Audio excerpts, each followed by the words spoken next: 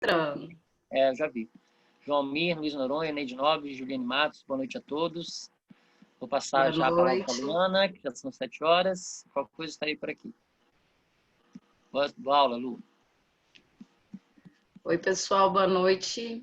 Interrompi aqui rapidamente o compartilhamento da tela.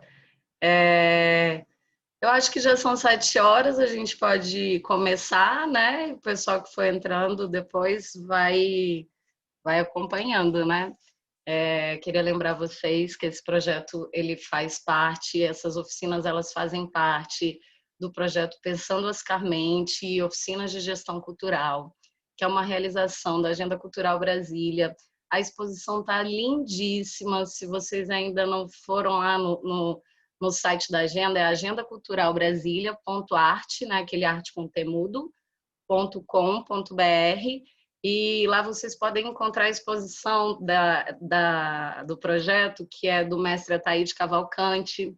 Está muito bela a exposição, acho que é um momento gostoso. Além da exposição estar muito bonita, tem a vista do Catetinho em 3D, então, assim, é realmente uma visita online que vale a pena ser feita, faz parte do projeto, então, se vocês puderem dar essa força aí, contribuir, compartilhar com os amigos, nós agradecemos. Está bem bonita mesmo a exposição, vale a pena. Claudinha, e aí, gente? Eu ia começar fazendo uma rápida passada pelo que a gente viu ontem, assim, só em slides mesmo, mas como quem está aqui na sala estava todo mundo ontem, inclusive, Marcelo, se eu puder te pedir um favor? Pode falar, Lu. Se você puder ir anotando o nome do pessoal que está entrando, para a gente depois poder mandar o certificado de participação. Claro, com certeza. Te agradeço, obrigadíssimo. Juntos. Então, vou passar rapidamente só para a gente pegar o fio da meada e continuar da onde a gente parou ontem. Vou começar a compartilhar minha tela aqui, só um minuto.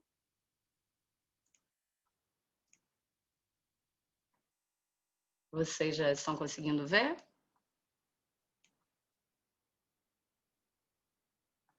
Acho que sim, né? Legal, obrigada, Neide.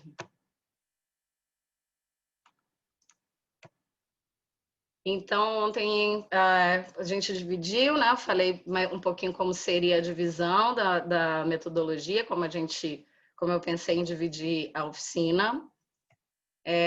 A gente falou um pouco das motivações de vocês, né, que se inscreveram. Tinha lá no formulário aquele campinho para contar um pouquinho por que vocês queriam participar dessa oficina online, né? Falamos um pouco do produtor e do gestor, quem são esses profissionais, sua esfera de atuação, suas funções, né, qual é o seu papel. Falamos das atividades essenciais, né? Prever, organizar, conduzir, coordenar e controlar, que, na minha opinião, são assim, atividades per se para a produção. Elas são realmente base para você seguir um caminho próspero e né, um bom caminho no seu projeto. Travou aqui, vamos lá. Falamos da esfera de atuação, né, do produtor, do gestor, com quem o produtor articula. Geralmente, eu ouso dizer que o produtor é a pessoa que mais articula dentro de um projeto, é a pessoa que realmente conversa com todo mundo, conversa com todos os setores, conversa com todas as esferas. Então, é realmente o profissional que está no centro, né? Ali no olho do furacão mesmo, está em contato com todo mundo, está articulando tudo, está vendo demandas, cronogramas, datas. Então, assim, é o profissional que ele precisa ter um conhecimento total do projeto e acompanhar isso assim de perto diariamente. Falamos bastante disso ontem, né? Dos atributos essenciais do produtor, do gestor, falamos bastante da habilidade interpessoal, né? Da calma, da praticidade, agilidade. Falamos das ramificações e créditos, né? Porque o produtor ele pode aparecer numa ficha técnica de um projeto como o produtor, diretor de produção, como gestor de produção, como produtor executivo, assistente de produção, produtor local. Então, assim, as distintas ramificações desse mesmo fazer, né, profissional.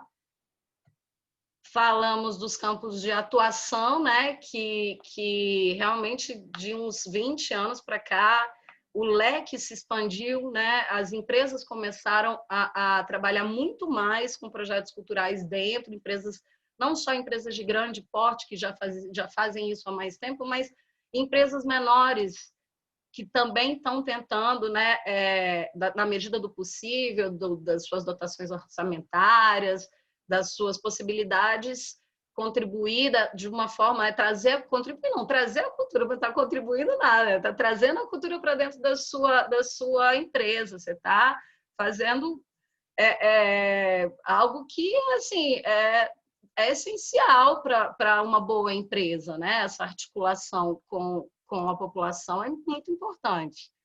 E as empresas estão bem ligadas nisso também. Opa, foi passando sozinho? Acho que bati aqui. Paramos ontem nas perspectivas de profissionalização. Eu achei que muitas pessoas se interessaram, né, por esse específico ponto, então eu acrescentei mais alguns slides para a gente falar hoje de uma pesquisa que eu fiz já tem um tempo, preciso dizer isso para vocês, ela não está completamente atualizada, é uma pesquisa que eu fiz na época da minha dissertação do mestrado, então tem aí uns 5 anos, mas é uma base, é uma referência para a gente estar avaliando como que são esses cursos no Brasil. Então, mas antes de passar para os cursos, eu vou voltar um slide que ele estava depois e ontem a gente não falou, e assim, é muitíssimo importante, que é falar um pouquinho sobre a remuneração do trabalho de produção, que assim, é um campo ainda muito subjetivo. A gente, como está aí no slide, no Brasil se tem pouquíssimos parâmetros, não se tem uma planilha da FGV desatualizadíssima também, então assim, a gente tem poucos parâmetros para realmente balizar o trabalho do produtor, ainda mais nas suas distintas ramificações, quando ele começa a se ramificar para produtor local, para produtor executivo, aí que se tem uma subjetividade e uma confusão um pouco maior em termos da remuneração, né? E muitas vezes, na maioria das vezes, o valor da produção, né, cultural no Brasil, ele é determinado, além de forma subjetiva, ele pode ser balizado por parâmetros e convenções emprestados de outros setores, como é o caso da administração, como é o caso da planilha da FGV. Então, assim, ainda um caminho, eu acho, no Brasil. Com certeza, nós estamos crescendo ainda nesse campo, e eu acho que cursos, que redes de pessoas interessadas fortalecem muito o campo como profissionalização mesmo. A gente se fortalece enquanto trabalho e a gente se fortalece enquanto setor. Mas, assim, alguns fatores são bem relevantes. Eu linkei aqui alguns fatores que eu acho relevantes, que eu vi acontecer em projetos aí durante a minha experiência de produção. Então, uns fatores que eu linkei como relevantes para essa valoração do trabalho do produtor, né? Quando você está ali, quanto vale? Quanto eu tenho? Porque não é nem quanto vale, é quanto eu tenho, por quantas pessoas eu vou ter que dividir, dependendo se já é um projeto com orçamento fechado, mas os fatores relevantes para essa valoração, que é subjetiva, é o grau de responsabilidade que o profissional ele vai ter ali no projeto, se ele é o produtor de ponta, se ele é o diretor de produção, se ele é o gestor, que pode, às vezes, se confundir esses papéis. Então, assim, a quantidade, o tamanho da responsabilidade e a quantidade da demanda é muito importante, claro. Uma avaliação dos demais valores previstos na ficha técnica, porque na sua ficha técnica você não pode ter assim, valores discrepantes. Você tem que estar ali dentro de um parâmetro. Você não pode pagar altíssimo para um produtor e pagar quase nada para um produtor executivo, né? Você tem que fazer uma média ali, tem que pensar esses valores de uma forma generosa e ok. A perspectiva de risco financeiro para o contratado, isso na produção é muito... isso parece que é meio subjetivo, mas é totalmente real. Por exemplo, quantas vezes vocês já viram anúncios, né, querendo contratar produtores, empresas buscando produtores, que colocam lá no anúncio embaixo, preferência por produtor que tenha carro, né? Preferência por produtor, às vezes preferência por produtor que tenha carteira D, né, que possa dirigir uma van. Enfim, tem-se essa questão e, às vezes, muitas vezes, o produtor coloca dentro do trabalho, ele foi contratado para fazer um trabalho, mas ele está usando o carro dele, né, a gasolina dele, o pneu dele, enfim. Essa perspectiva de risco financeiro para o contratado também tem que valer. Isso eu acho que vem mais até do contratado do que do contratante, então é bacana a gente estar com isso na cabeça, valorar essas questões, valorar telefone celular, carro, que são coisas nossas pessoais que se envolvem no nosso trabalho de produção, não tem jeito.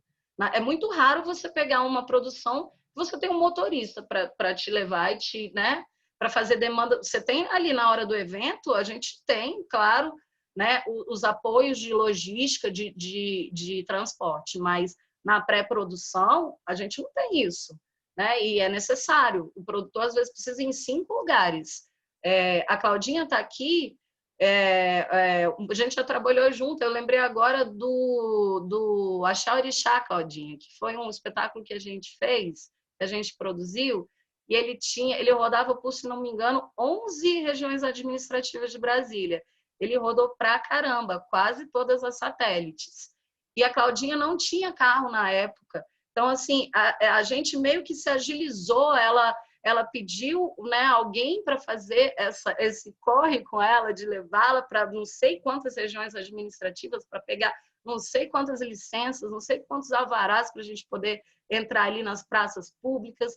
Então, foi uma produção que demandou realmente de um veículo. Se ela não tivesse a possibilidade, ela não tinha, mas ela se virou também, né, conseguiu a possibilidade do veículo, mas se ela não tivesse esse veículo nesse momento, essa produção que demandava ela se deslocar muito pela cidade, ela ia demorar muito, ela ia demorar demais para acontecer. Então, assim, por isso é uma coisa, é muito comum a gente encontrar aí em ofertas de trabalho, né, de produção, essa questão, preferência para o produtor que saiba dirigir, que tenha carro, principalmente. Então, é um risco, né? É um risco financeiro. Outra questão que é avaliada é o currículo e o conceito do prestador de serviço. Sim, se você tem no seu projeto um nome forte, a gente sabe que o cachê dele vai ser maior, né? São regras mesmo, são regras impostas pelo mercado. Então, claro, isso também é levado em consideração na hora que você valora o seu currículo, né? O quanto você já trabalhou, o quanto que você tem de reconhecimento, o quanto que você é pago, né? Inclusive, perdão, gente. Inclusive, antes era necessário que se enviasse, por exemplo, para o FAC, quando você queria contratar um serviço, antes da tabela da FGV, era necessário enviar 3 notas fiscais, né, para comprovar ali qual é a média do preço desse serviço, desse profissional. Então, sim, né, o trabalho que a carreira, né, a trajetória dele, os trabalhos que ele fez, vai valorando e vai aumentando o seu valor de trabalho, se pode dizer assim. O tempo dedicado ao trabalho, claro, o tipo de serviço, se você vai ser o produtor executivo que vai estar no trabalho inteiro, se você vai ser o produtor local que vai ser contratado ali durante um mês, ou se você vai ser um produtor pontual, que você vai ser contratado só para liberação de alvarás. Então, assim, é muito subjetivo, como eu falei ontem diversas vezes, o trabalho, as funções, e principalmente não se tem uma ordem, né? Cada projeto vem com uma demanda diferente. Cada projeto você analisa e avalia quais são os profissionais que você precisa ter ali contigo nesse seu trabalho. E por último, é a realidade de mercado de trabalho no local da contratação. Os valores aqui em Brasília são diferentes dos valores em São Paulo, são diferentes de valores em cidades do interior. Então, assim, é muito importante, não tem como não se levar em consideração a realidade local e financeira do local que você está tratando. Então, ontem eu deixei de falar sobre esse slide, a gente parou no outro, então voltei nesse hoje porque é muito importante, né?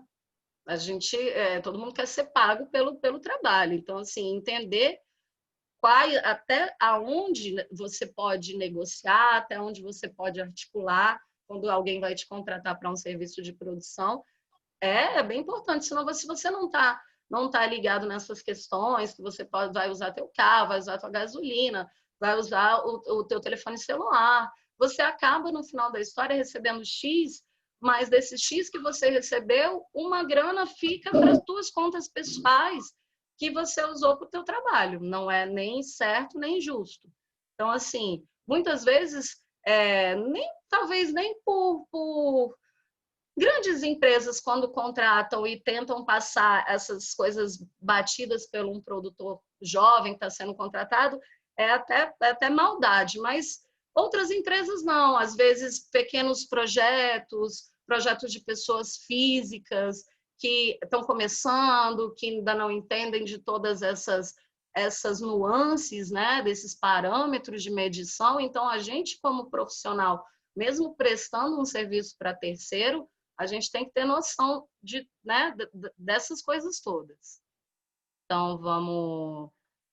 eu acho que, como a gente falou agora de uma questão bem específica de orçamento, Marcelo, se tiver alguma pergunta sobre essa questão. Boa, Lu. Tem uma pergunta específica sobre isso, muito boa mesmo. O Tiepo escreveu: Luana, o que você pensa sobre o teto de remuneração do produtor em projetos de financiamento público, ser de até 10% do orçamento? Pergunto, pois essa é uma questão em pauta no Conselho Municipal que participo, onde os projetos têm um teto de 35 mil e logo o produtor fica limitado a R$ 3.500. Ainda não tenho uma opinião formada sobre isso, por isso gostaria de ouvir a sua opinião, se quiser opinar. Claro. Tiago?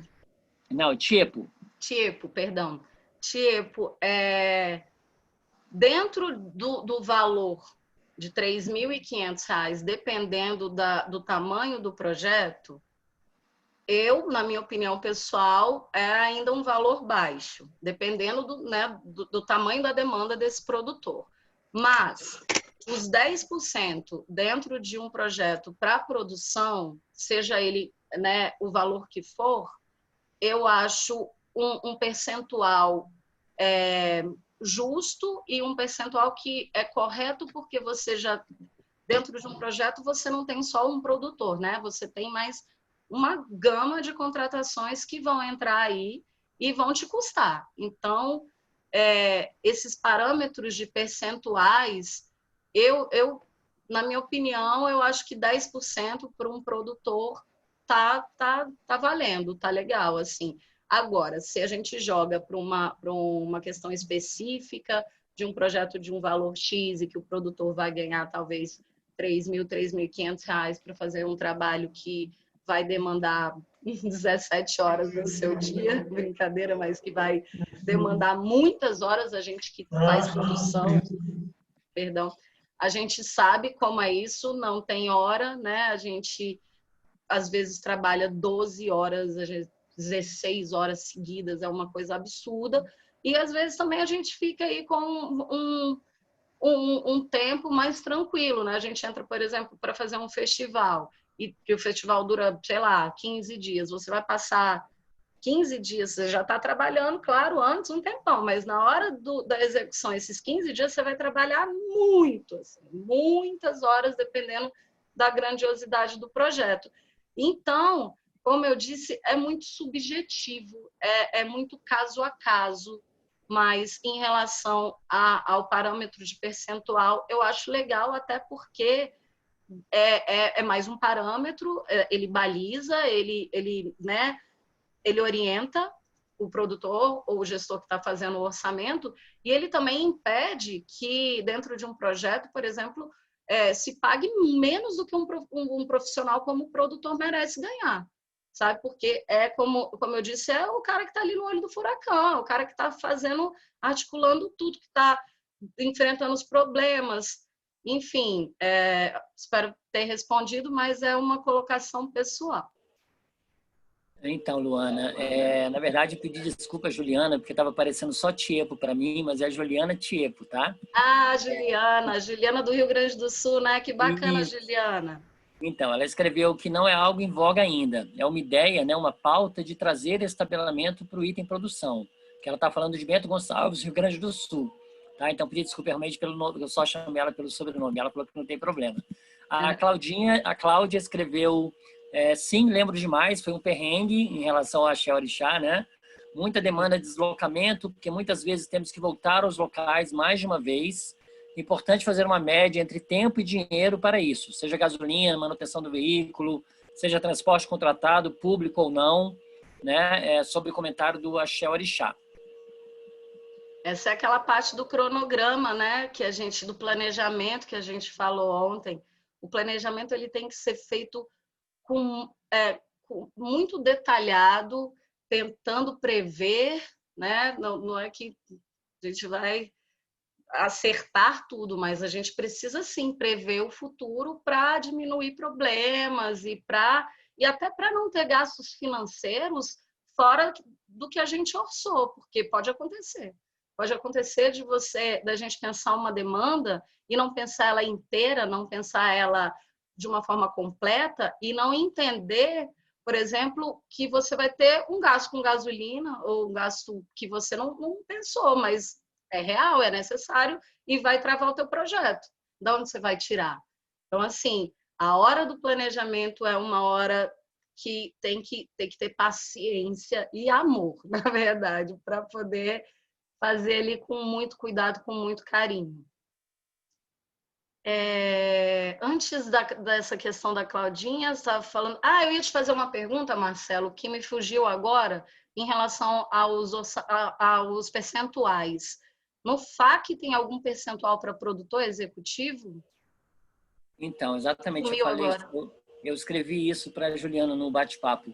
Aqui em Brasília, a gente não tem parâmetro para produtor, né? Nós temos parâmetros para o proponente, que até mesmo são parâmetros diferentes. No FAQ, ele pode receber até 30%, tem editais que permitem que ele receba 40%, tem editais de literatura para desenvolvimento de obra literária que ele pode receber até 80%, que é só para desenvolvimento da obra. Então, tem percentuais obrigatórios para o proponente, para o gestor, que é de 15% no FAQ e na LIC também, percentuais para elaboração, que é de 5% esse ano, tanto para o FAQ quanto para a LIC, e percentual de divulgação, que no FAQ é mínimo 5% e na LIC é no máximo 15%, porque as empresas querem que né, o projeto use todo recurso possível para divulgação. Mas para a produtora, a gente não tem esse parâmetro. O parâmetro oficial ainda é a tabela da FGV, que pode ser corrigida pelo IPCA. Pronto. Esse exemplo do FAQ eu acho até interessante. Ele não coloca o parâmetro para produtor, mas ele coloca o parâmetro para o gestor, que é, né, a pessoa que centraliza, que demanda mais, que gere. Então, e assim, um percentual de 15% para o gestor, eu também acho um percentual ok. É a pessoa que pode ter o nome de produtor, né? Dependendo do tamanho do projeto. Se um projeto pequeno, o gestor e o produtor é uma Um pessoa minuto que sua só. imagem travou e seu áudio também. Talvez seja a sua conexão. Não sei se você está me ouvindo, você me responde quando puder, tá? Eu estou te ouvindo. Talvez você tenha que entrar e sair de novo. Gente, Opa!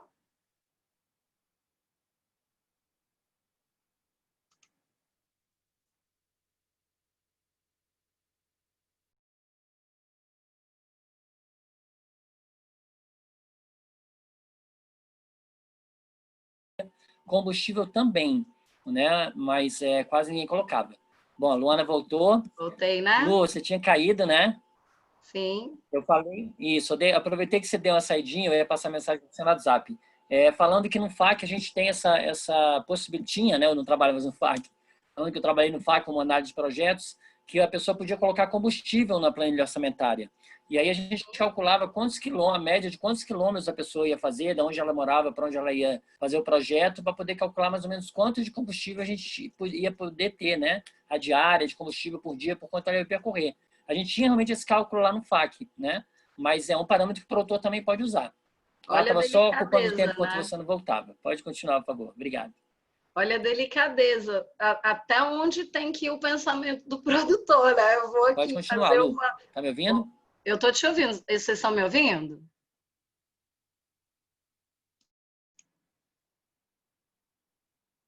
A minha conexão, não sei o que está acontecendo. Marcelo, está me ouvindo? Marcelo? Talvez seja o sinal da internet. A voz está picando, tá sumindo e voltando. Estou te ouvindo? Então, a voz está picando, Lu. A voz está indo e voltando, está travando. Vamos testar agora de novo, se voltou normal. Fala alguma coisa, Lu. Oi, Lu, estão estou me te ouvindo ouvindo. bem? Estão me ouvindo bem? Não? Ainda não me escutam? Marcelo? Estou te Eu ouvindo, tô te peraí. ouvindo. Estou te ouvindo, Luana, pode falar. Legal. Estamos te ouvindo sim. Tinha travado, mas estou te ouvindo. Talvez seja o sinal, né, Ouvindo de também. internet. Pode continuar. Talvez. Eu estou aqui com todos os pontinhos aqui da internet em alta, não entendi, não. Perdão, pessoal.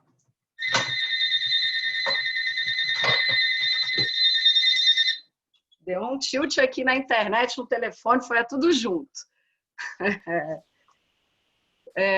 Essas são as nuances do trabalho em casa, do home office, né? Da live, da oficina, ter que lidar com isso. Estou fazendo muita live com o pessoal do SESC, muita teleconferência com o pessoal do SESC, e assim, famílias, né? Criança correndo, mãe! Estamos aprendendo a lidar, né? E até uma forma de humanizar mais os trabalhos. Marcelo, eu vou te pedir um favor, eu não estou conseguindo compartilhar, porque como eu caí e voltei, eu não estou mais como anfitriã, nem como co-anfitriã. Você me ajuda com isso, para eu poder compartilhar minha tela?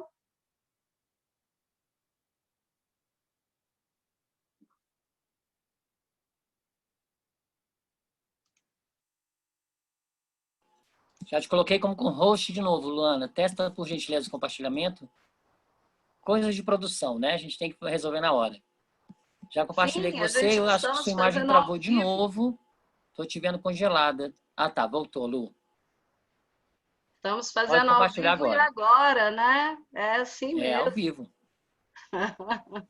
Como dizia Faustão, ao vivo só sabe quem faz, né? Vamos lá, gente. Desculpem a Quem todos. sabe faz ao vivo. Pode continuar, Quem Lu. sabe faz ao vivo. Desculpem todos aí pelo imprevisto, né? Vamos lá. Estávamos aqui na remuneração e já falo. Tem mais alguma pergunta para mudar de assunto?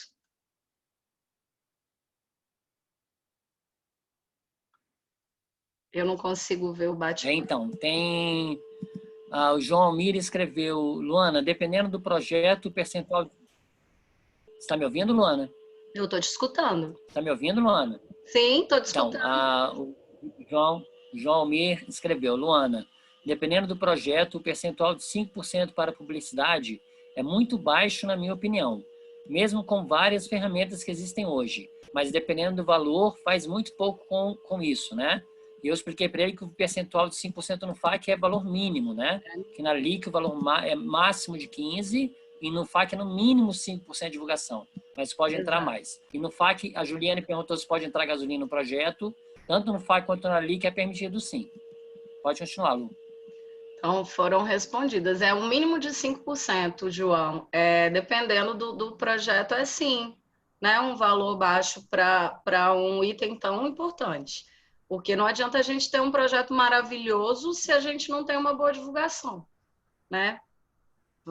As pessoas não vão chegar, né? O nosso projeto não vai chegar às pessoas.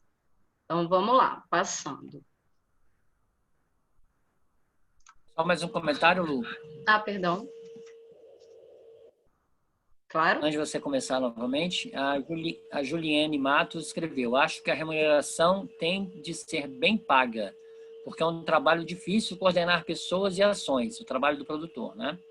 Com certeza, concordo Ok. sim, absolutamente. É um trabalho complexo mesmo, porque ele é um trabalho que tem muitas ramificações. Demanda muita organização.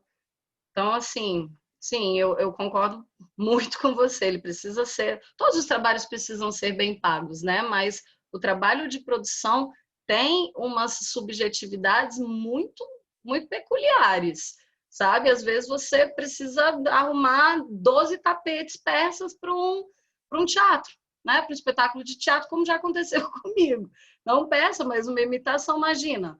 Foi uma loucura. Então, demandou uma energia muito grande e não só de esforço físico, mas uma energia de pressão psicológica, sabe? Então, sim, a gente deveria, às vezes, até receber por insalubridade. Brincadeira. Vamos passar. A gente falou dos cursos, né? Ontem falamos um pouquinho, então eu botei aqui alguns slides rápido, vou passar rapidamente por isso. Cursos técnicos, primeiro, cursos livres e cursos de extensão, né? Então, curso livre, quando eu fiz essa pesquisa, já tem uns 5 anos, como eu disse, os cursos de extensão e cursos livres que eu achei que eram bacanas, gestão de projetos culturais, gestão de projetos culturais e organização de eventos na ECA, da USP, produção de eventos artísticos e culturais. Esse curso do Senac é ótimo, eu mesma fiz.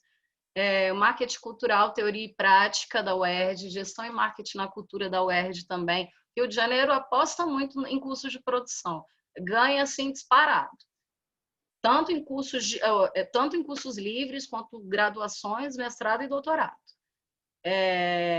Além desse, tem um programa de formação. Esse eu fiz questão de colocar na época, porque não é um curso livre que é oferecido por uma faculdade ou uma grande instituição, mas é um curso livre oferecido por uma grande companhia de teatro, que entende muito de produção, porque já rodou muito, porque funciona há muitos anos, que é o Galpão.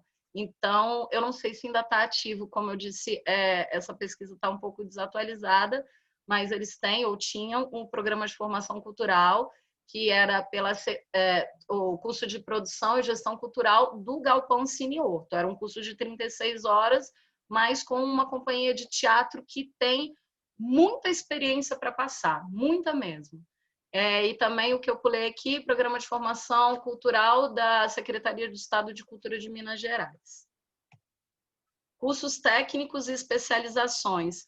Tem MBA na FGV do Rio, tem curso na Universidade AMB de São Paulo, todos em bens culturais, em planejamento e produção, gestão em arte, lato sensu no Senac São Paulo, gestão e políticas de cultura na Universidade Metodista de São Paulo, MBA na FGV em produção cultural, MBA na FGV em bens culturais, cultura e economia, gestão e produção cultural na Estácio de Sá do Rio, produção cênica, graduação tecnológica na Universidade Castelo Branco, também no Rio. Essa, não sei se ainda tá em voga, mas eu achei bem legal quando eu vi, era produção coreográfica, ela era focada na dança e no folclore. Não sei se ela ainda está ativa também na Castelo Branco. EAD em produção cultural do Observatório do Itaú Cultural. Esse é um curso assim tão bom que é até difícil de entrar, né? Você faz assim uma prova. Eu lembro que eu não entrei nesse curso do Itaú Cultural quando eu tentei uma vez. Eu tive que mandar um vídeo. Não tinha muita habilidade com isso, não sei. Eu acho que eu não passei muito bem a minha intenção, mas é um curso tão bom que ele é um curso com dificuldade de entrar. que é do Itaú Cultural.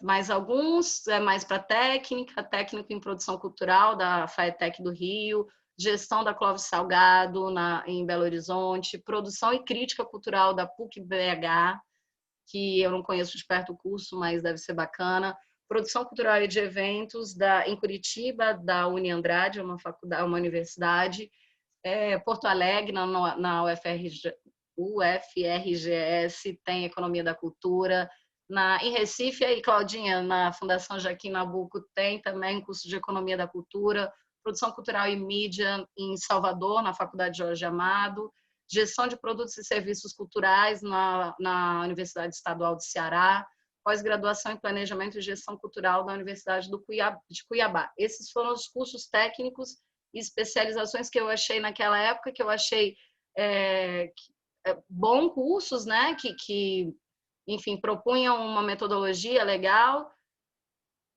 Parece muito, né? Mas pensando num Brasil desse tamanho, não é muito, não. Curso de graduação, hoje deve ter mais alguns, mas na época eu só achei esses. É muito pouco para um país desse tamanho. Tem a produção cultural, o curso talvez seja o mais famoso, do curso de produção cultural, que é o da Universidade Federal Fluminense, lá no Rio, que é o curso de produção cultural, em graduação em produção cultural, tecnologia em produção cultural, todos esses são de graduações, na Cefet do Rio, produção e política cultural na Universidade Cândido Mendes, também no Rio, o curso de comunicação social, habilitação em produção em comunicação e cultura da UFBA, que é coordenado, ou era, ainda não sei se é também, estou cometendo uma falha, não pesquisei hoje, se o Albino Rubim ainda está nesse curso, ele era o coordenador desse curso, é um dos grandes nomes da produção, da teoria, da prática também, né, porque está junto, mas é um dos grandes nomes dentro das universidades que fala de produção, é o Albino Rubim, ele era coordenador desse curso, que é na UFBA. Curso superior de formação específica em gestão e produção de eventos culturais na Universidade da Amazônia, em Belém, olha que legal. Curso de produção, inclusive, Belém produz muitos projetos, muitos. Eles trabalham mesmo. Esse curso deve ter, depois eu acho que depois de uns 10 anos, 20 anos de um curso novo implementado numa universidade, numa cidade, você começa a ver os resultados disso, né? E eu vejo muitos projetos vindo da região.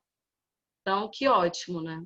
E o curso de produção cultural da Caratinga, em Minas Gerais, também. Aí a gente nivela um pouquinho mais quando a gente entra no campo do mestrado e do doutorado. E temos aí, pode ter aumentado, novamente eu digo que está desatualizada, mas tem na FGV, e na UFBA. Né? Tem na FGV do Rio, que é o curso de História, Política e Bens Culturais, que ele tem em mestrado e em doutorado, e tem curso também em doutorado e mestrado no programa multidisciplinar de pós-graduação em Cultura e Sociedade da UFBA, que acabei de falar que era coordenado pelo Albino Rubim. E tem ainda um curso só de mestrado na FGV Rio, que é o curso em Bens Culturais e Projetos Sociais. Esse foi o curso de mestrado que eu fiz. Foi bem bacana, foi uma experiência diferente, como eu contei ontem, eu acabei sendo orientada por um professor da Escola de Administração, né, da FGV, então meu orientador era da EBAP, porque eu falava de gestão, eu falava... A minha dissertação falava do processo de gestão de um projeto cultural de grande porte, que era um estudo do Festival do Teatro Brasileiro. Então, assim, o panorama, quando você vê os cursos técnicos e especializações, parece que tem muito, mas eu ainda acho que um país continental como o nosso é muito pouco, a gente ainda está crescendo. Então, agora a gente vai entrar naquela fase mais... da mão na massa, né? Das etapas da produção, da pré-produção, da produção e da pós-produção. Todo projeto assim, na minha opinião também, todo projeto ele deve ser articulado nesses 3 pilares, que é a pré-produção, a produção e a pós-produção. Porque quando você já começa daí a sua organização, já começa daí o seu plano de ações, o seu plano de estratégia articulado com o tempo, com as demandas em cadeia, né? Porque não adianta eu querer fazer uma demanda que está lá no final da produção se eu ainda estou na pré-produção. Eu preciso entender as fases e trabalhar dentro das fases. Então, eu coloquei aí alguns marcos, 2 marcos para mim também, que eu acredito que são marcos divisórios, assim, das etapas da produção. Então, assim, da pré-produção para a produção, um marco divisório bem forte é a assinatura de contratos. Assinatura de contratos com patrocinadores, assinatura de contratos com artistas, com espaços culturais, com serviços, porque do momento que você assina o contrato, você firmou, né, um compromisso e você passou da fase de avaliar qual seria, quem você contrataria, para a fase que você já contratou e agora eu vou demandar, né, o que eu preciso para essa específica atividade. Então, assim, para mim, a assinatura de contratos é, sim, um marco divisório entre a pré-produção e a produção, e entre a produção e a pós-produção, é simples de entender, é a finalização do trabalho artístico, né, do trabalho cultural. Está finalizado, ocorreu o show, o festival, o evento, acabou a fase da produção, mas aí a gente entra na pós-produção, que é tão importante quanto as outras etapas. Muitos gestores, muitos produtores talvez não deem tanta importância para a fase da pós-produção, mas, cara, a pós-produção que te garante a continuidade. Você fazer uma pós-produção legal, você ter um bom relatório, te garante uma continuidade, te garante não, te possibilita uma garantia muito maior da continuidade do seu trabalho. Então, assim, acabou a produção, acabou o evento, tá, não, vou juntar as notas fiscais aqui de uma forma troncha, nem vou mandar foto, nem nada, não vou fazer um relatório, não vou fazer uma clipagem, não sei, sabe, você está perdendo uma parte do seu trabalho muito importante, que é mostrá-lo, mostrar que ele aconteceu, que ele foi bom, que ele atingiu tantas pessoas, e essas respostas que os patrocinadores também querem escutar. Os patrocinadores eles querem entender as respostas do seu trabalho. Claro, vão olhar, vão avaliar a qualidade do seu trabalho, mas estão muito preocupados com as respostas que ele traz. Então, assim, a fase da pós-produção é muitíssimo importante, às vezes pode ser deixada meio para escanteio. Eu linkei algumas atividades, né? Algumas ações nas fases de pré-produção, produção e pós-produção, mas mais uma vez eu vou voltar na tecla de que não é um modelo fechado. Claro que tem questões que estão aí na maioria dos projetos, mas não existe uma regra. Existem, sim, caminhos que te conduzem e até atividades que são comuns a todos, mas cada projeto é uma especificidade diferente. Então, assim, não dá para eu pegar o planejamento de pré-produção que eu fiz no meu projeto passado e aplicar no meu projeto agora. Não vai funcionar de forma alguma. Então, a pré-produção, eu gosto de entender como, né, como da ideia ao contrato, né? Passando pelas fases da ideia ao contrato. Então, o conhecimento do projeto em totalidade e o conhecimento do orçamento do projeto é algo que o produtor deve ter logo de início, logo de cara, né? Ele deve saber. Às vezes, por exemplo, você é produtor contratado de um projeto grande, que tem um gestor, que tem um diretor, que tem outros produtores, outras demandas de produção e de gestão acima de você. Talvez você não conheça o orçamento em totalidade, mas você vai ter que conhecer o orçamento daquilo que você vai trabalhar. Você precisa saber quanto que tem de dinheiro para as atividades que você vai conduzir, né? todo o nosso pensamento, o nosso planejamento, ele tem que estar relacionado com o orçamento. Isso, assim, sempre. Então, é quase que colar o orçamento na parede enquanto você está fazendo o projeto, porque tem que estar sempre de olho ali para fazer, né, para seguir o orçamento. Então, o conhecimento do projeto em totalidade é a primeira coisa que o produtor tem que ter. Né? Se o projeto não for dele, se ele estiver fazendo o projeto de alguém, ele precisa conhecer o projeto, ele precisa entender em totalidade o projeto, porque senão como é que ele vai, né, projetar as ações? Como é que ele vai fazer o planejamento de ação do trabalho dele? Então, assim, já começa daí, é a base. Aí você vai para o planejamento de ações, né? Vou voltar aqui, eu fiz umas anotações, porque é muita coisa para falar. Vou voltar só uma parte nessa questão do conhecimento do projeto. Tem algumas perguntas, depois que você entende o projeto, tem algumas perguntas que eu sempre me faço, aprendi com o Sérgio Bacelar lá no Alecrim, né, a nos fazer perguntas do projeto. Eu estou projetando, eu estou planejando, eu estou entendendo um projeto, eu tenho que fazer perguntas a ele. Então, eu vou me perguntar coisas, eu vou cavar perguntas que podem ser direcionadas a esse projeto na minha cabeça, porque essas perguntas vão me trazer possíveis problemas, vão me trazer possíveis soluções. E algumas perguntas bases, estudos preliminares, né, que é preciso ter do projeto, esse momento de estudar, do contexto, dentro da perspectiva de realização, né? Então, assim, é um momento econômico favorável, o que eu estou pretendendo colocar, o início desse projeto? É o início, mas, por exemplo, se eu estou fazendo um projeto pago, né? Estou fazendo um projeto bem legal, um show massa, mas que tem um ingresso aí um pouquinho mais caro, 30, 40, 50 reais, não sei. Eu vou fazer esse projeto no final do mês, quando ninguém tem dinheiro?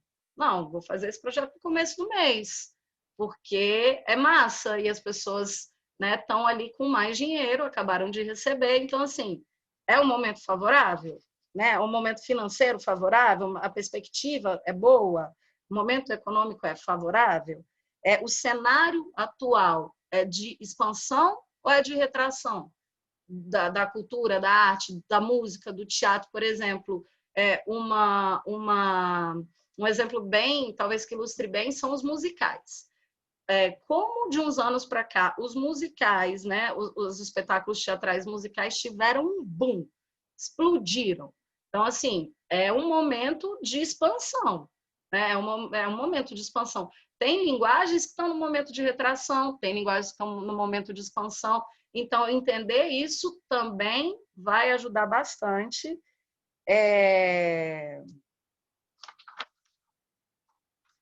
Tem alguma mudança política em perspectiva? Tem eleições? O meu projeto está atrelado a algum fomento, alguma política pública? Vai ter transformações? Eu também tenho que estar ligada nisso. As oportunidades evidentes para esse projeto. Por exemplo, eu estou fazendo um projeto em novembro que tem um projeto de cultura afro, e em novembro, no dia 15, se eu não me engano, é o Dia da Resistência Negra. Poxa, isso é uma oportunidade evidente para o meu projeto. Então, vamos estudar também, entendeu? O projeto, estudar as datas, os dias festivos, o clima, o tempo, como é que está a questão econômica do local, como é que está a questão econômica das pessoas, qual é o dia de realização dele, quais são as ameaças, quais são os riscos, e principalmente se alguma ameaça ou algum risco que eu estou assim, prevendo no meu projeto, que eu consegui prever, algum desses riscos, alguma dessas ameaças podem impossibilitar a realização do meu projeto, porque é possível, por exemplo, licenças, alvarás, direito de uso de imagem, direitos autorais. Estou propondo um projeto que tem uma obra de terceiro e eu não pensei nos direitos autorais. Lá na hora da execução do meu projeto, se eu não pensei nisso, pode bater um órgão fiscalizador e o meu projeto não acontecer. Então, assim, esse é um risco que ele vai me impedir. Ele não vai ser só um risco que eu vou contornar e que vai ser uma dificuldade, mas ele vai impedir o meu projeto de acontecer. Então, assim, riscos é muito importante a gente estar pensando neles, né? E se o momento é desfavorável, se o momento que eu estou querendo propor o meu projeto não é legal, será que vale a pena mudar a data? Quero fazer um projeto ao ar livre em novembro? Não, vai estar chovendo. Não vou fazer em novembro, vou mudar a data. Então, questões que a gente precisa estar entendendo. Planejamento do plano de ações, tá? Aí aquele momento assim de definir estratégias, são as estratégias que elas transformam o nosso projeto em algo execuível. A gente tem um projeto no papel, né? A gente tem uma ideia e a gente tem que torná-la execuível. Então, a gente tem que planejar quais são as ações que a gente precisa fazer para que essa ideia que está nesse papel, muito bem definida, se transforme em uma ação real, né? Se torne algo execuível. Então, assim, dedicar um tempo mesmo, dedicação de tempo, de paciência, como eu disse, de amor pelo seu projeto, para você entender. Até se não for o teu projeto de terceiros que você pegou para fazer, e você é o produtor e você tem responsabilidades, entenda esse projeto. Preveja esse projeto, faça tudo como você faria para um projeto que é seu, com todo o amor que a gente dedica para as coisas quando elas nascem da gente, né? Um produtor tem que ter esse amor também por projeto de terceiros. Bem como dedicar atenção especial, estabelecer métodos bem racionais, né? Às vezes a nossa vontade própria, o nosso gosto pessoal nos leva na hora de planejar a escolher um caminho que pô, eu gosto mais, um caminho que eu acho mais colorido, mas será que esse caminho é melhor para o projeto? Então, assim, tem que ser muito racional, tem que criar metas mesmo, estratégias muito bem definidas, muito bem pensadas, com os riscos, pensadas a partir de riscos, pensadas com erro e acerto. Determinante, isso é determinante para que o projeto corra bem. Você fazer um bom planejamento de ações é determinante para o bom andamento do seu projeto e se pá para a boa realização do seu projeto também. É comum, eu botei aqui para escrever aqui para lembrar para falar que é comum a gente ver alguns produtores fazendo esse plano estratégico de uma forma muito aleatória. Ah, não, eu acho, aí eu pesquiso para entender. Se a gente ficar só no eu acho, tudo parte do eu acho, né? Se a gente está prevendo algo, você acha. Mas só eu acho não dá. Tem que ser eu acho, aí eu vou lá e pesquiso. Aí eu vou lá e entendo. Entendo, se for um problema, eu vou lá e entendo como eu posso contornar. Então, assim, a gente precisa até entender os nossos eu achos. Objetivos claros, rotas determinadas, datas determinadas.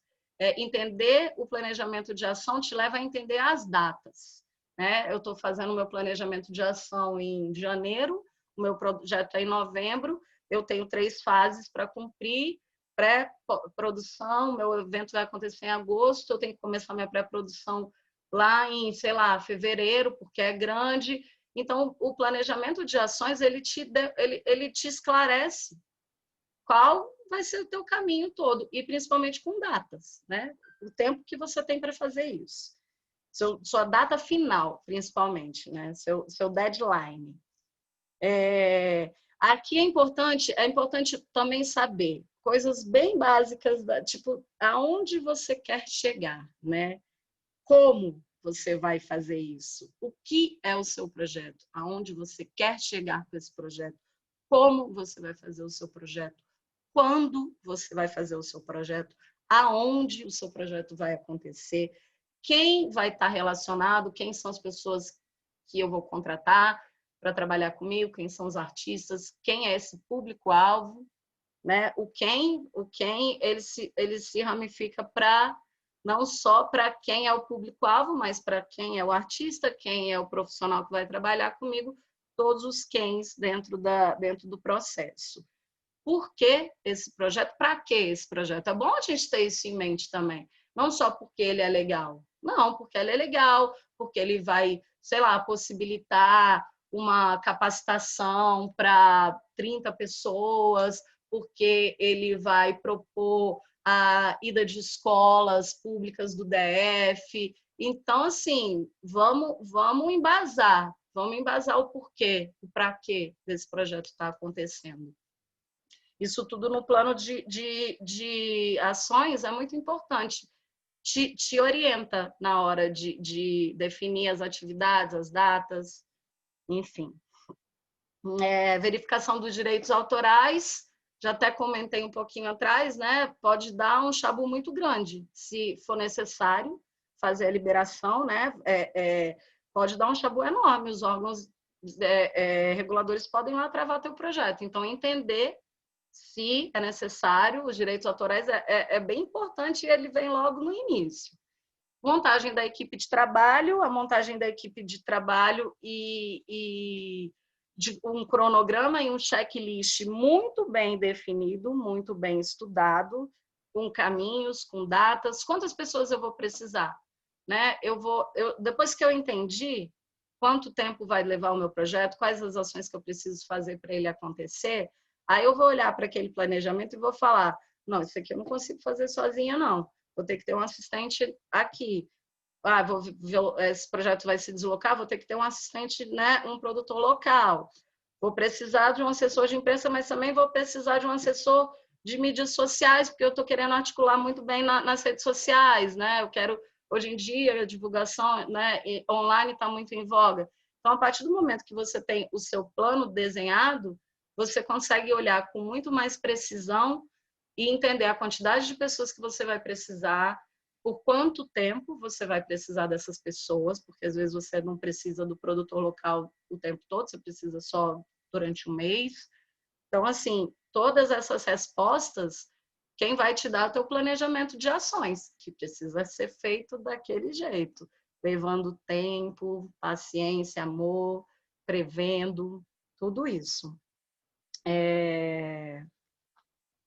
Tem uma questão que eu coloquei aqui, que é para analisar com cuidado também, não só as etapas, não só né, as atividades, analisar com cuidado também a equipe de trabalho, né? Entender a equipe de trabalho que você quer contratar, entender a forma de trabalho. Se você não conhece a pessoa ou a empresa, tenta buscar alguma referência, tenta entender um pouquinho como é que ela trabalha, qual é a forma de trabalho dela, se ela é uma pessoa calma. Enfim, é importante também entender as pessoas.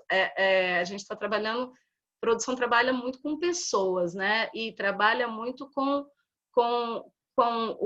a obra também, a obra artística. Então, a gente lida com o ego, a gente lida com umas questões interpessoais que elas acontecem e a gente precisa ter jogo de cintura, ter malemolência e lidando.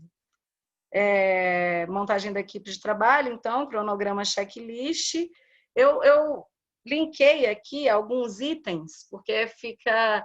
Quando a gente fala assim, parece, tá, montagem de checklist, aí ponto. Sentei lá para fazer meu checklist e agora? Vou pegar meu plano de ação, vou botar do meu lado e vamos lá, ver as ações. Eu elenquei algumas atividades alguns itens, algumas atividades que elas costumam aparecer em muitos projetos. Então, vou falar rapidamente aqui, eu não sei como é que está nosso tempo, então vou dar uma aceleradinha. Programação, né? Qual é a programação do meu projeto, curadoria, locais de realização, isso em checklist, tá? A gente colocar lá, para poder isso se ramificar, para a gente botar deadline, para a gente poder colocar quantas pessoas eu vou contratar. Então, programação, curadoria, locais de realização, locação de equipamentos, transportes, rodoviário, aéreo, transportes de cenário, transportes de equipamento, traslados, hospedagens, alimentações, camarins, lanches, programação visual, criação publicitária, material gráfico, assessoria de imprensa, registro, né? Registros de foto e vídeo, bota lá no seu checklist para você não esquecer de fazer, muito importante. Clipping, valoração de mídia, entender que você precisa, botar lá no seu checklist lá para quando chegar no momento, e não só quando chegar no momento você cobrar, mas você já acordar com quem você vai contratar para fazer a sua assessoria de imprensa, para já ter ali sua clipagem, a sua valoração de mídia. Isso é muito importante, é um retorno que responde muito para as empresas sobre o seu projeto. RH, né? Todas as contratações de recursos humanos, seguranças, carregadores, brigadista, eletricista, enfim, auxiliares em geral que a gente precisa. E isso também, cada caso é um caso, cada projeto é um projeto, enfim, cada um mostra uma necessidade bem específica. Liberações e alvarás, contratos, venda de ingresso, envio de convite, espetáculos e artistas envolvidos. Então, são questões que estão ali, muitas das vezes, nos checklists dos projetos. Então, passei rapidamente só para ilustrar o que é, né? Como eu monto esse checklist, como eu faço isso. Coloco ali todas as minhas atividades. Do lado de cada atividade eu vou colocar o meu deadline, também vou colocar do lado quem é que vai fazer, aí vou botar do lado o telefone dessa pessoa. Então, assim, é um documento, o checklist é um documento que eu vou pegar e vou ter com clareza, né, as etapas todas, aonde eu estou, em qual momento eu estou, quem é que faz essa etapa, quem é o responsável. É um documento de extrema importância. Ele leva um tempo para fazer, ele é um pouquinho chato, ele dá trabalho, mas assim, ele te salva, ele te faz você visualizar as coisas com muito mais precisão e velocidade, rapidez. Editais de patrocínio e captação de recursos. Esse projeto já tem? Você recebeu um projeto, você foi contratado por um projeto de terceiro, já tem recurso? Ok, você tem que entender a tua parte nisso, o que você responde pelo orçamento, se ele já existe, você entende, né, fixiente, trabalhe sempre em cima do que está orçado. Não ultrapassa, tenta não fazer mais baixo até melhor, né? Você vai economizando, mas fazer mais baixo e baixar a qualidade também não é bem visto. Então, e só que se esse seu projeto não é um projeto de terceiros, ou não é um projeto seu que tem já um patrocínio, você já captou quando você está nessa fase, então também é hora de você colocar ali. E aí, quais são os editais? Como é que eu vou fazer? Vai ser financiamento próprio? Vou tirar do meu bolso? Vou contar com a bilheteria? Não aconselho, nunca fiz. Vai ser o quê? Um financiamento coletivo? Vou fazer uma vaquinha colaborativa? Vou fazer um crowdfunding?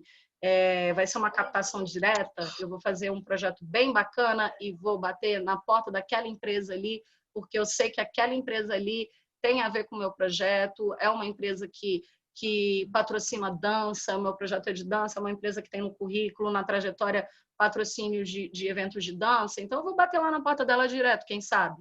Vamos conversar, é uma possibilidade.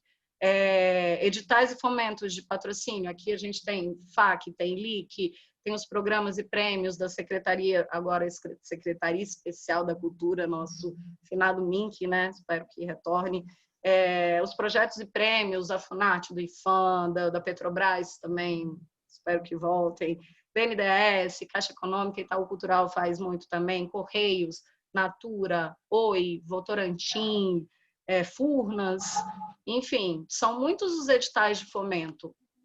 Então, assim, aonde que o meu projeto se encaixa? Eu vou olhar. Às vezes eu posso ter 2 patrocínios, às vezes eu consigo 70% do valor do meu projeto com um patrocínio, está faltando 30%, eu faço uma vaquinha né, uma vaquinha, um crowdfunding, né, um financiamento coletivo, como eu vou trabalhar esse orçamento, da onde vai sair, né?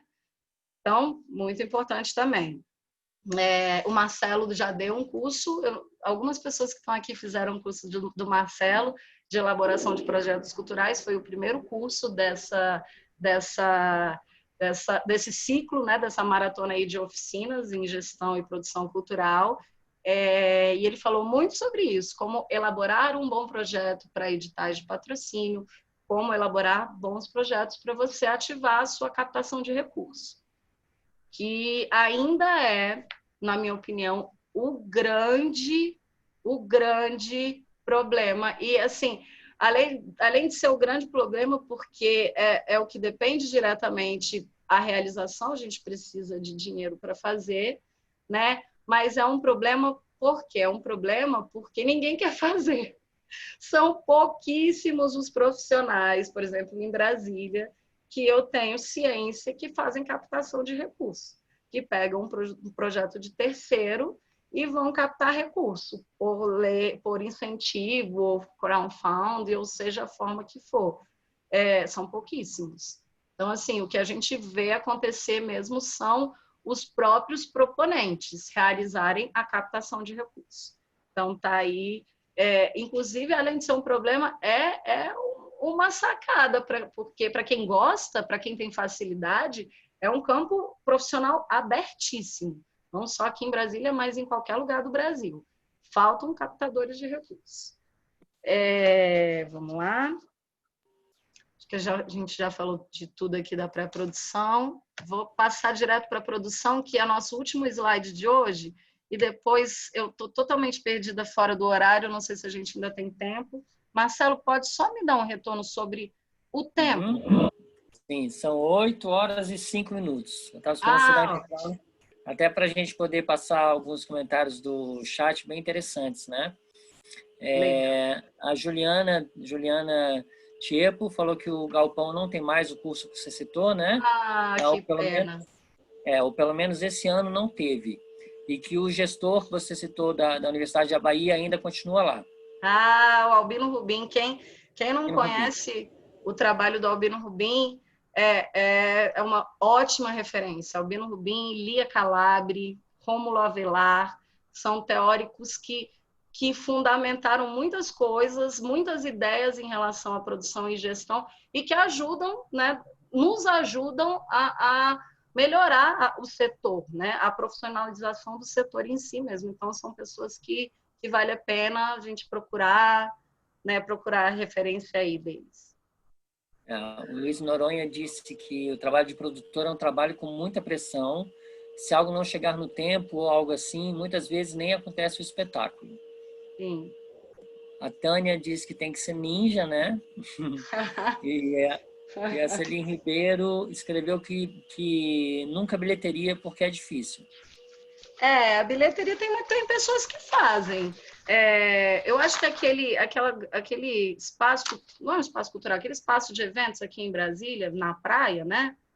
Eu nunca fui, não, mas eu tenho certeza que ele é mais cultura, é mais voltado talvez para o entretenimento, mas não deixa de ser cultura, e eu acho que eles trabalham só com retorno de bilheteria mesmo. Então, assim, tem alguns grandes, né? E que trabalham geralmente com artistas que estão em alta no mercado, pessoas que vão trazer realmente um número muito grande de público a ponto de bancar o valor do projeto e dar lucro, né? Porque não adianta só bancar o valor do projeto, tem que bancar e dar lucro. Então, assim, realmente tem que ser um puta projeto. Com artistas bem renomados mesmo. Mais alguma, Marcelo? Então, só mais uma. O João Almir escreveu que entrar no mercado de captação não é fácil, pois geralmente exige-se muito, tipo ter captado antes ou que seja veterano, né, na ocupação.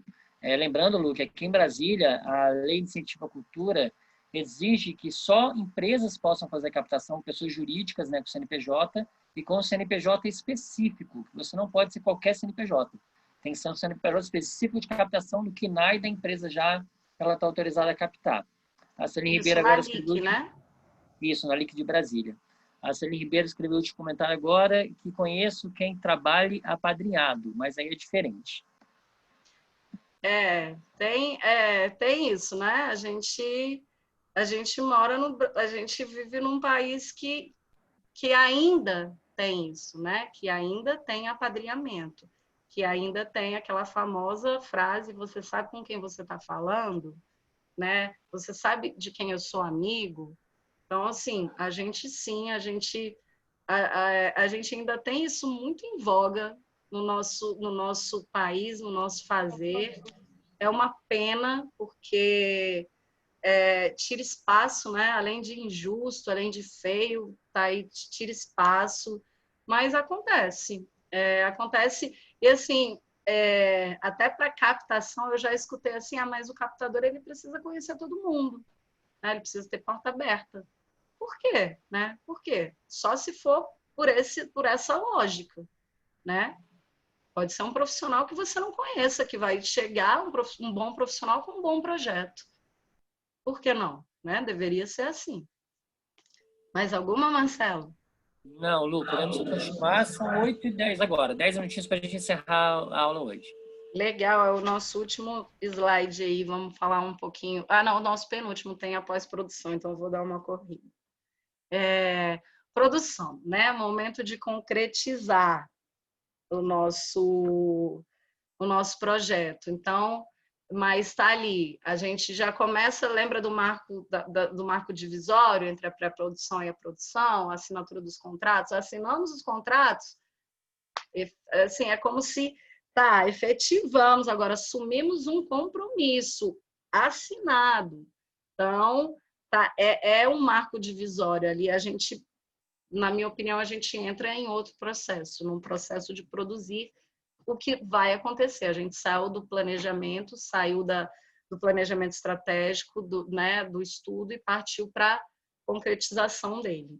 Então, algumas fases também, como na pré-produção, eu elenquei algumas fases dessa etapa da produção, começando aí com a assinatura dos contratos, seja o contrato com a empresa patrocinadora, com os artistas, com RH, com serviços que você vai contratar.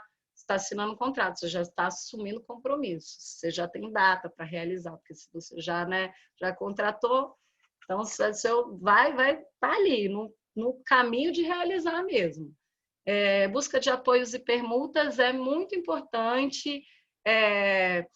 Importante você conseguir, por exemplo, um apoio em alimentação, sabe? Reduz bastante o seu gasto final no projeto, e, ao mesmo tempo, aquele restaurante, aquela lanchonete, enfim, que está te apoiando, ela vai ter um retorno, porque você vai agradecê-la, né? Você vai falar ali que ela faz parte do seu projeto, vai agradecer a ela, né, pela confiança, então ela vai ter o retorno de mídia, ela vai ter a contrapartida.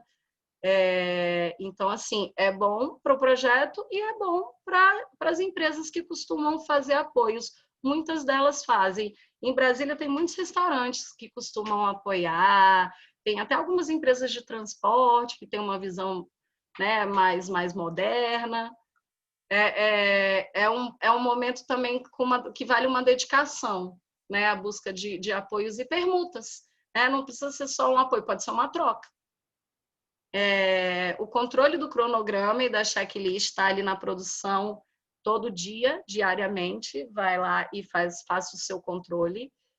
O produtor precisa fazer isso para que ele não se perca no caminho, para que ele não perca os prazos, para que o projeto dele continue andando, né, de uma forma harmoniosa.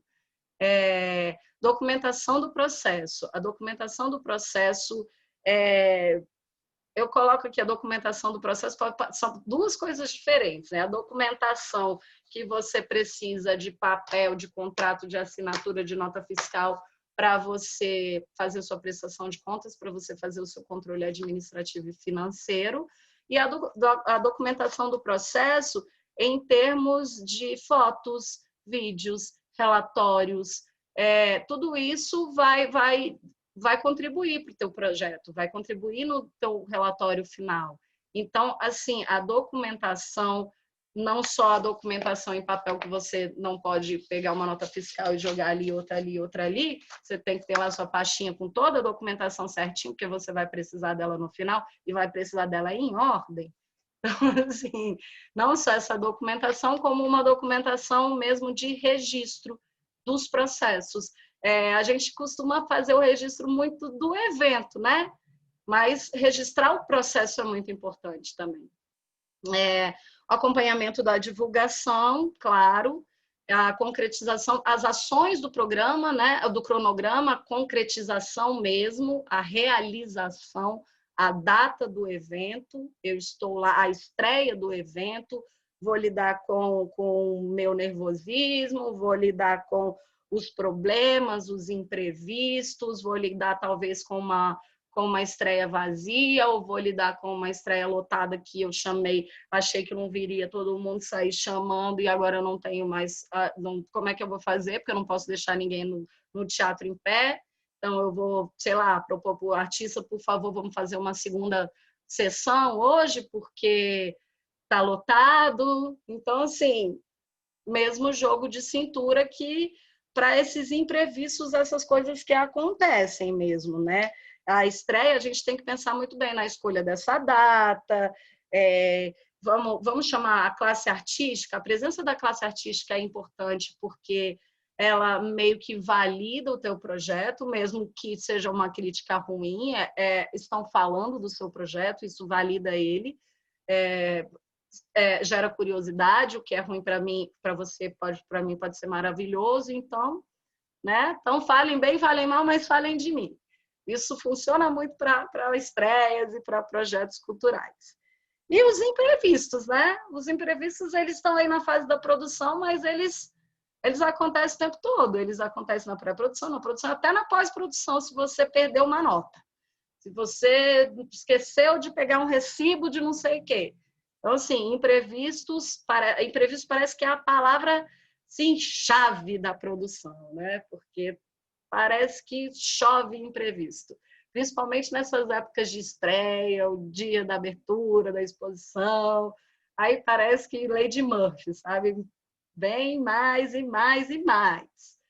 A gente tem que ter jogo de cintura, a gente tem que... A sua experiência vivida te ajuda muito nessa hora, porque às vezes te aconteceu um imprevisto, que te aconteceu algo parecido há 5 projetos atrás e que você agiu dessa ou daquela forma, e você, pô, se eu ir por aí, vai rolar. Ó.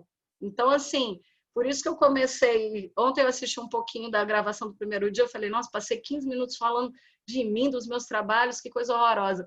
Mas, assim, eu fiz esse início porque eu acredito muito que produção é muito prática.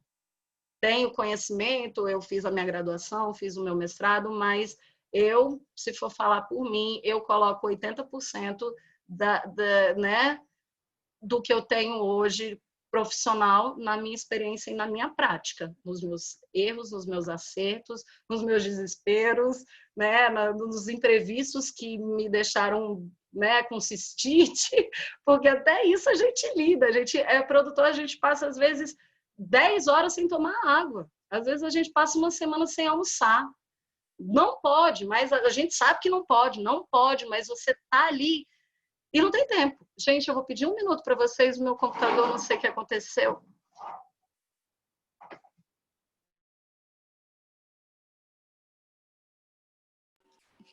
Lulu?